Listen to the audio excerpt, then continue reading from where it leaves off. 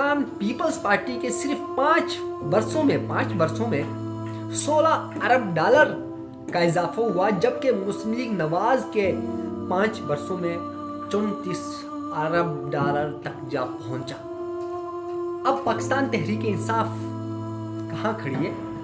پاکستان تحریک انصاف تو تھی نا، صرف 34 ارب ڈالر پاکستان مسلم لیگ نواز کے 5 برسوں میں اضافہ ہوا ہے، اور 5 برسوں میں 16 ارب ڈالر کا اضافہ پاکستان پیپلز پارٹی کے دور میں ہوا ہے، اور صرف 39 مہینوں میں، مطلب 3.5 سالوں میں پاکستان تحریک انصاف کے دور حکومت میں 32 ارب ڈالر کا اضافہ ہوا ہے۔